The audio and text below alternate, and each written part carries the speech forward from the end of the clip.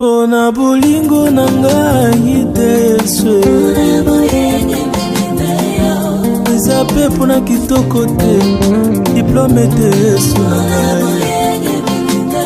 Seigneur, eza pe mpona race sociale na ngai te Yesu.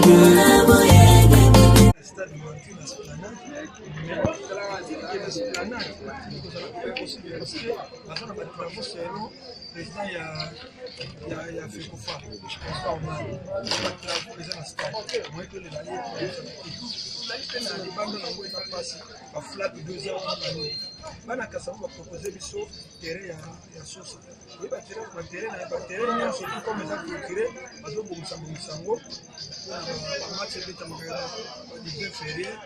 les alliés peuvent passer parce que le terrain peut être ici là,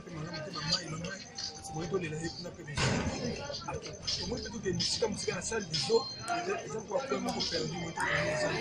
Il y a un famille qui est proposé place Imika. Place Imika, ils ont bien les bêtises,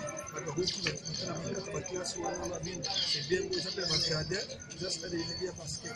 Donc, on a des le 21 vendredi, le 21 février, pour tout le monde, dimanche et samedi le 22. Donc, ça date probable. Parce que ce qu'on fait, ça va démarrer pour que les gens, ceux qui vont changer pour y s'habiller, ceux qui vont la maintenir, pour y s'habiller.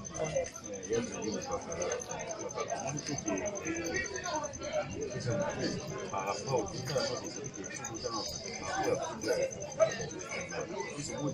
on a évité, mais on a évité que ça la pandémie.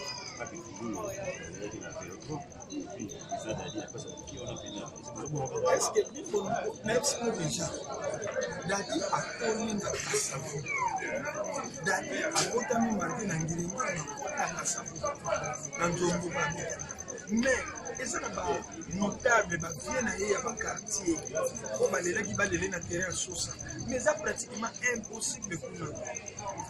Mais tout les paramètres, tout le monde mort, ma campagne de bien fait. Donc, on dit que la date où nous poussons la famille, les décisions, c'est la famille. Je peux totalement tocaner ce qui est tout le faire dans le stade de martyr. Mais comment les Africains font le bâtiment? On veut que le stade de martyr d'abord, il y a une sanction. Si on veut l'information, avec il faut réparer la place, libérer la vestiaire, la ligne, la ce qui a 47 ans. Mais comme il y a fait souvent un match, il y a 4 et bêtement qui sont des têtes, on va faire un match, on va délocaliser le match, on va faire un terrain sous le terrain, mais locaux là, va permettre que bon, après le match, on a un stade. C'est ça les problèmes. On va pas un stade. Donc tout le monde est tout ça, mais grandeur il y a Dadi. Les alliés, stade où il y a basket, ils ont fait moins parce que pour la bande à Kassavou, il y a musique, mais ils sont vouloir pas même famille, à cause de notre Dadi, tout le monde, c'est impossible. Voilà les.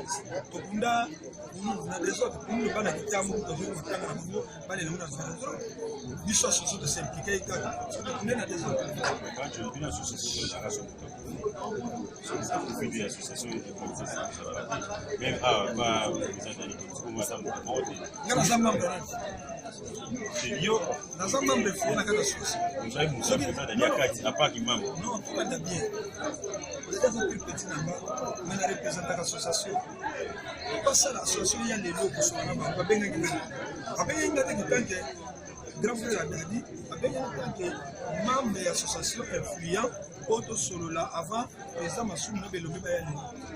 C'est comme ça. Le soir, nous avons représenté membre de ça pour la gaille. Yo, terroriste, vous allez chef à les abeilles. Si on n'est pas présent dans cette yo pour représenter le président, on est là comme un journaliste terroriste. Merci, papa. Merci.